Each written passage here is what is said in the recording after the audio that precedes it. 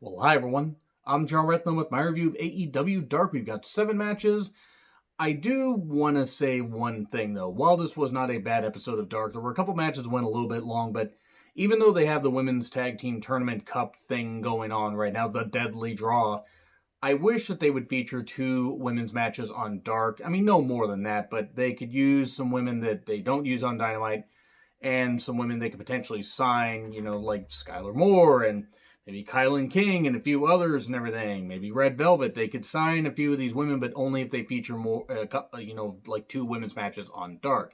That being said, though, 7 matches, 8 matches is about the right amount, and this was 69 minutes. Nice. Better than the 12 match, nearly 2 hour edition that they had last week. That was way too much. Shivani and Taz on commentary, and we have the first match, Will Hobbs, who I think has a really good look and they should sign, versus Scorpio Sky.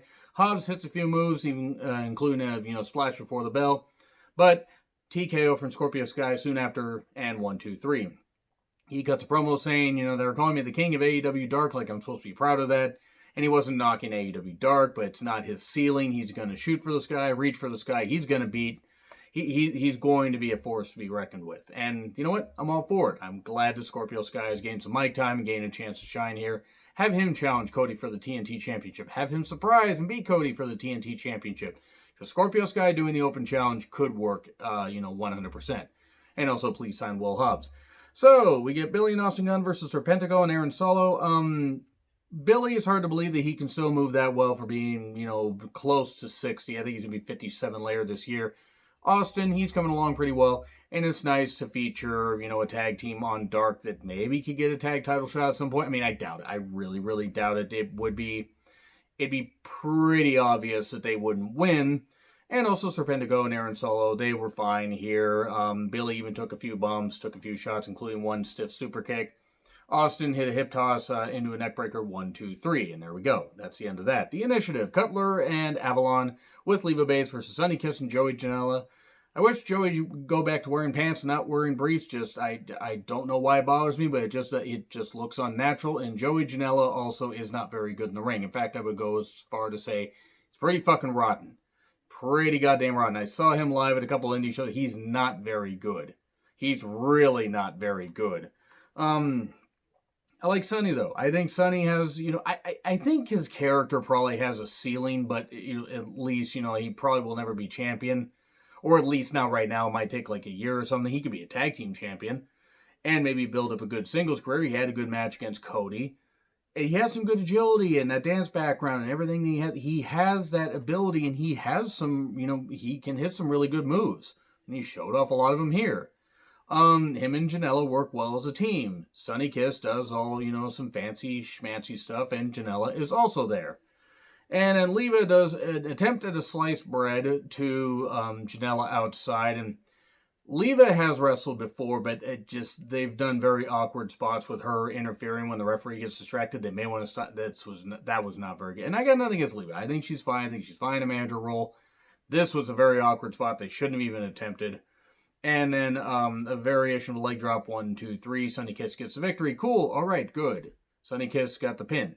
If you want to build up somebody, this is how you do it. And Janela really should be the kind to just, help Sonny Kiss along, because Janela ain't never going to be anything other than just, what he is, which is pretty much a garbage wrestler. And then we get Abaddon versus Kylan King. I love Abaddon. Love this. Absolutely love this. She's frightening, but in a good way. I think that her character has a very, very high ceiling. I think Kylan King has really shown some great, stuff in her matches on Dark, and I like the fact they're featuring her in the crowd as well on Dynamite. And it's good stuff. Sign her as well. They're going to need some more women to kind of offset some of the bad, i.e. Brandy in the women's division and Ariane Andrew. If they signed her, hopefully maybe they didn't. Hopefully they just brought her there just to be part of a tag team tournament, and they just send her on her merry way. And she can get a job doing something other than wrestling. Anyway, enough of that. Check out my women's tag team tournament night 1 review if you want to know my real opinion there. But I think these women cut at really good pace. Kylan King kept coming back, trying to fight back against a weird, spoopy Abaddon. But Abaddon would not be denied. Commentary was also having a whole lot of fun. They weren't making fun of anybody here, but they were just having a whole lot of they were sharing some good jokes and everything. And Abaddon eventually, try to, snap Raw, just driving Kylan King's face into the ground. 1, 2, 3. Well, into the mat, not the ground. That would have been weird. But yeah, she got the victory. 1, 2, 3. I don't think Abaddon would do good with a submission move. I'm just as a fan, I think a submission move would suit her. That being said, really happy that they featured her here. And Kylan King also has a good look. Jack Evans with Angelico versus QT Marshall with Ali. I'm going to be very quick here. I think Jack Evans has some good ability. And Angelico's also there. Actually, Angelico, that's unfair. He was pretty good in Lucha Underground, but I'm wondering where TH2 has been. Have they just been sitting at home? Did they not want to travel? I mean, I'm not sure. QT, I'm glad to see that he recovered from his, scare with the ongoing pandemic. But this match went on a little bit too long. Now, it was between two guys that are a little bit more up the card than, just enhancement talents they're bringing in. But, I don't know, Jack does, a dive. QT does actually a nice catch in a suplex earlier. But then Jack Evans tries diving off the ropes and just completely biffs it. He's got to take it easy there. He ain't a young man anymore. I mean, he's a little bit younger than I am, but with all the bumps he's taken, all the shit he's done, I don't know. Ali ends up distracting, thinking it will help QT, but no, he gets kicked to the back of the head, and then a bridging roll up 1, 2, 3, and Jack Evans gets a victory, and then Dustin runs off TH2 after they were trying to beat up QT. FTR versus Griff Garrison and Brian Pillman Jr. FTR gets some advice from Tully in the tunnel. The tunnel of Tully, if you will. The Blanchard tunnel. I'm not really sure what I'm on about anymore. Pillman Jr. does the old the old Hollywood Blondes thing where, he's doing the camera thing, and I can't really do that all that well. I mean, I'm sorry about that. It's a very, very late. But I did like that. It was a good homage to his dad. They gave them enough stuff to make them not look like they were completely eating them up, but obviously FTR is going to get the victory, and they hit the Goodnight Express. 1, 2, 3, that's the way to go. Butcher and Blade versus Private Party. It was decent enough, and Butcher and Blade won.